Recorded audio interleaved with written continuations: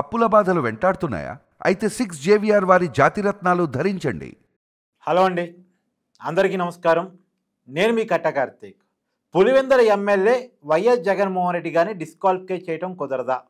ఆయన అసెంబ్లీకి రాకపోయినా సరే డిస్క్వాలిఫికేషన్ చెయ్యరా?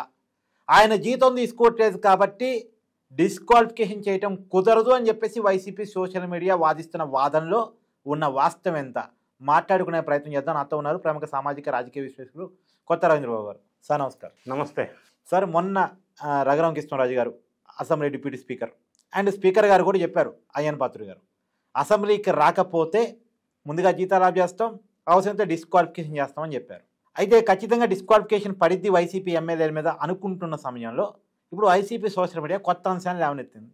జగన్మోహన్ రెడ్డి గారి జీతం తీసుకోవట్లేదు కాబట్టి ఆయన మీద పడదు, ఆయన చేయరు, చేయటానికి అవకాశమే లేదు, చట్టాలు అలా ఒప్పుకోవు అని మొదలుపెట్టే ప్రయత్నం చేసింది. ఏది వాస్తవం?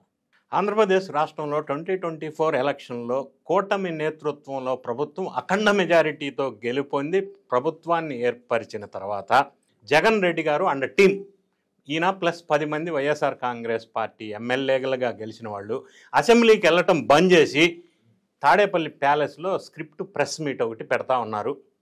సో దానివల్ల చర్చ ఏం జరుగుతుందంటే, కూటమిలో ఉన్న మంత్రులు కానీ, స్పీకర్ కానీ, డిప్యూటీ స్పీకర్ కానీ జగన్ రావాలి అసెంబ్లీకి, రావాలి మళ్ళీ అసెంబ్లీకి అని పిలుస్తూ ఉన్నారు.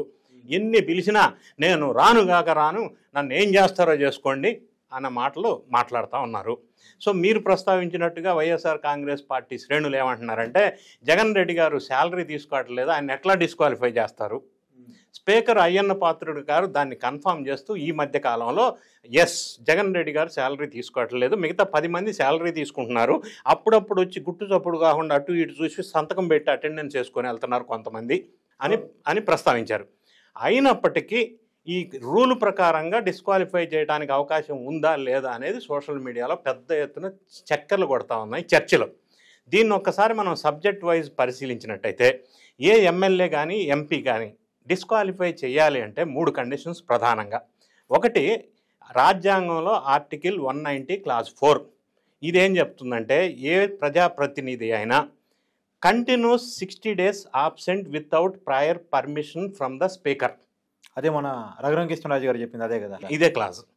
ఇదొక క్లాజ్. అంటే కంటిన్యూ 60 days అంటే ఇంక్లూడింగ్ కొన్ని కమిటీస్ ఉంటాయి, ఎమ్మెల్యేలు కమిటీలు కొన్ని ఉంటాయి, అది కూడా ఇంక్లూడ్స్, సబ్ కమిటీస్ అటెండెన్స్ కూడా ఇంక్లూడ్. ఇవన్నీ కలిసి continuous 60 days absent. Prior permission అంటే స్పీకర్ గారికి ముందుగానే రిటర్న్గా పర్మిషన్ తీసుకోవాలా, అది సభ ఆమోదించాలా, అప్పుడు ఎక్స్క్లూడ్ అవుతుంది కండిషన్. అయితే ఇప్పుడు ఏంటంటే, వీళ్ళు అసెంబ్లీ స్టార్ట్ అయ్యి ఇప్పటివరకు 40 రోజులు నడిచింది, ఇంకా 20 రోజులు కనుక నెక్స్ట్ సెషన్ అసెంబ్లీ నడిస్తే, ఆ మిగతా 20 రోజులు కనుక వీళ్ళు ఆబ్సెంట్ అయితే ఈ క్లాజ్ ప్రకారం డిస్క్వాలిఫై చేసే అధికారం స్పీకర్కు ఉంది, రాజ్యాంగంలోని ఆర్టికల్ 191 ప్రకారం. ఇదొక పార్ట్. ఇంకొక కారణం డిస్క్వాలిఫై చేయాలి అంటే ఎవరైనా యాంటీ డిఫెక్షన్ లా, అంటే పార్టీ ఫిరాయింపుల చట్టం. అంటే దీనికి ఎగ్జాంపుల్ చెప్పవలసి వస్తే, తెలంగాణ రాష్ట్రంలో బీఆర్ఎస్కి చెందిన 10 మంది ఎమ్మెల్యేస్ కాంగ్రెస్ వైపు వెళ్ళారు. అవును, ఇప్పుడు దాని మీద స్పీకర్ గారు విచారణ చేస్తున్నారు సుప్రీంకోర్టు డైరెక్షన్ ప్రకారం.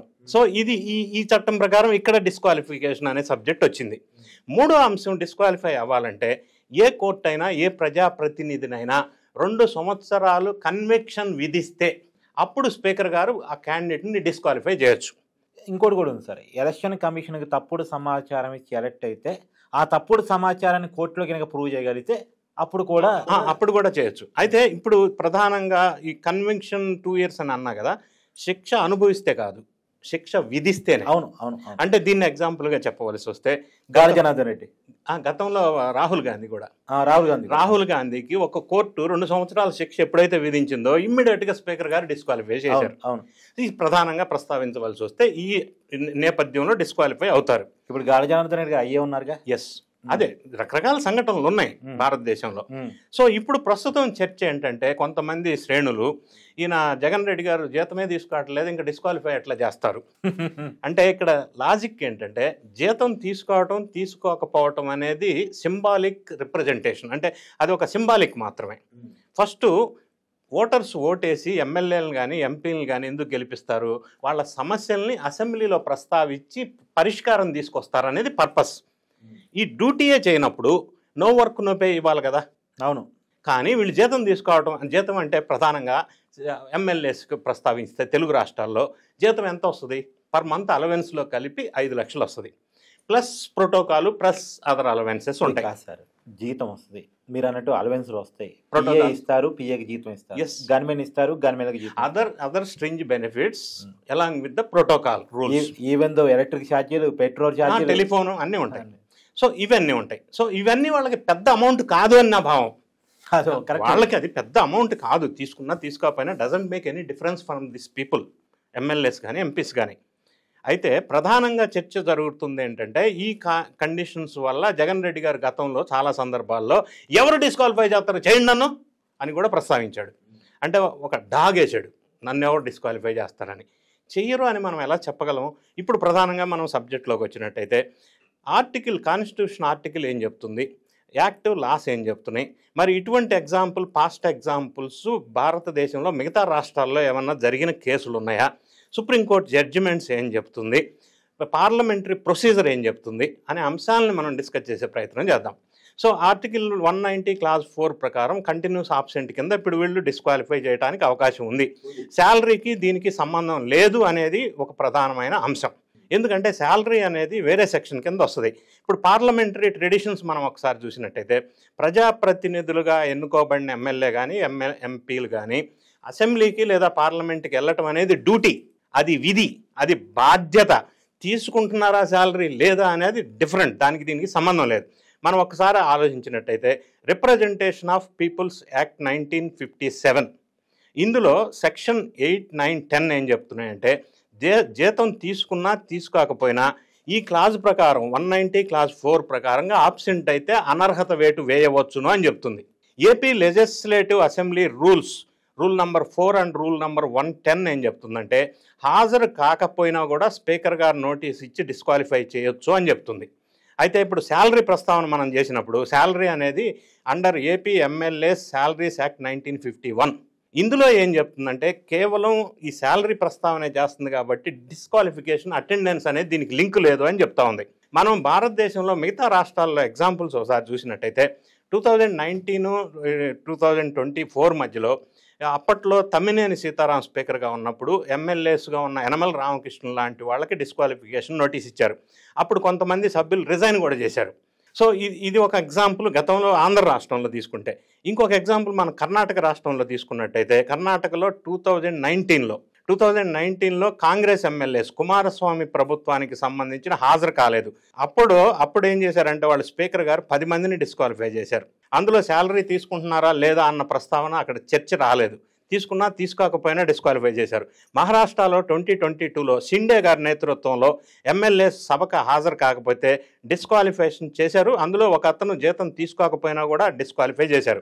ఆ సందర్భంలో వాళ్ళు సుప్రీంకోర్టుకి వెళ్ళినప్పుడు సుప్రీంకోర్టు ఏం జడ్జిమెంట్ ఇచ్చిందంటే డిస్క్వాలిఫికేషన్కి అటెండెన్స్కి లింక్ లేదని చెప్పి ప్రస్తావించారు.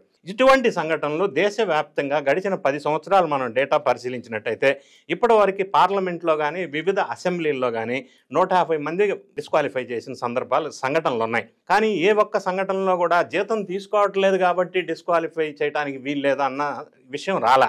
అయితే ఇంకొక కోర్టు జడ్జిమెంట్ కేసులా ఒకటి మనం పరిశీలించినట్టయితే సుప్రీంకోర్టు కేసులా 2005లో కె ప్రభాకరన్ వర్సెస్ జయరామన్ అని ఒక కేసు విషయంలో జడ్జిమెంట్ సుప్రీంకోర్టు వాళ్ళు ఇచ్చారు. అందులో వాళ్ళు ఏం చెప్పారంటే హాజరు కాకపోతే జీతం తీసుకున్నా తీసుకోకపోయినా డిస్క్వాలిఫై చేయడానికి స్పీకర్ గారికి ఆర్టికల్ 191 ప్రకారం పూర్తి అధికారాలు ఉన్నాయి అని చెప్పి స్పష్టంగా కేసులలో సుప్రీంకోర్టు వాళ్ళు ఇచ్చారు జడ్జిమెంట్.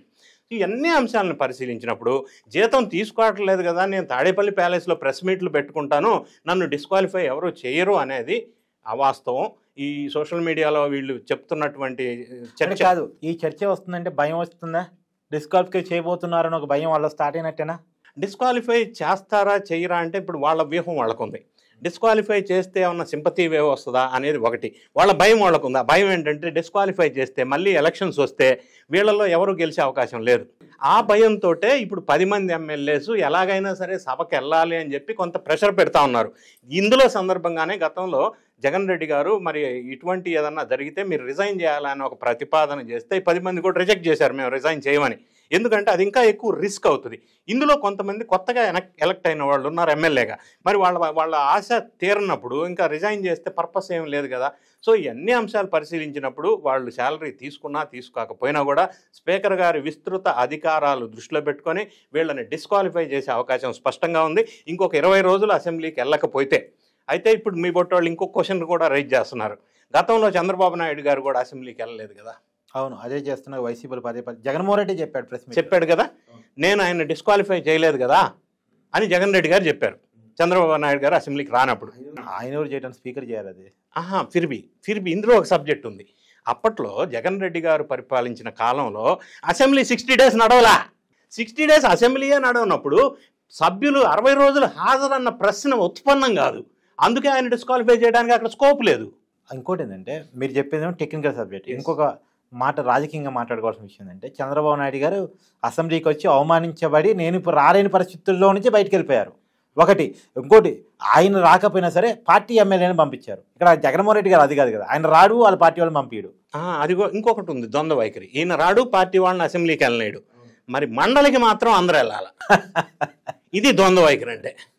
మరి మండలి కూడా పని చేసేది ఉండే, మరి అక్కడికి ఎందుకు వెళ్ళాలి, ఇక్కడికి ఎందుకు వెళ్ళకూడదు అంటే అక్కడ ప్రతిపక్ష హోదాలో బొత్స సత్యనారాయణ ఉన్నాడు, ఆయనకు ప్రోటోకాల్ ఉంది. ఇక్కడ ఈయన మరి అసెంబ్లీకి వెళ్లకుండా ఉంటే అంటే ఏంటిది? ద్వంద్వ వైఖరే కదా ఇది. అక్కడ జగన్మోహన్ రెడ్డి గారు ఆలోచించేది ఏంటంటే ఆ మండలికి బొత్స గారు బయలుదేరుతారు, దీనికి జగన్మోహన్ రెడ్డి గారు బయలుదేరుతారు. జగన్మోహన్ రెడ్డి గారి కంటే బొత్స గారికి స్వాగతాలు ఎక్కువ ఉండే, ఆయన ప్రతిపక్షంలో ఉంది, ప్రోటోకాల్ ఉంది కాబట్టి ఇప్పుడు ఆ ఇగో కేవలం ద్వంద్వ వైఖరి అంటున్నా నేను. ఇటువంటి వైఖరి వల్ల ప్రజలకి నష్టం ఏంటంటే ఫస్ట్ ఎన్నుకున్న దానికి ఒక డ్యూటీగా ఒక బాధ్యతగా అసెంబ్లీకి వెళ్ళి అసెంబ్లీలో ప్రస్తావించాల్సిన అవసరం ఉంది. లేకపోతే no work no pay, disqualify attract అవుతుంది చట్ట ప్రకారం. Thank you sir. Thank you.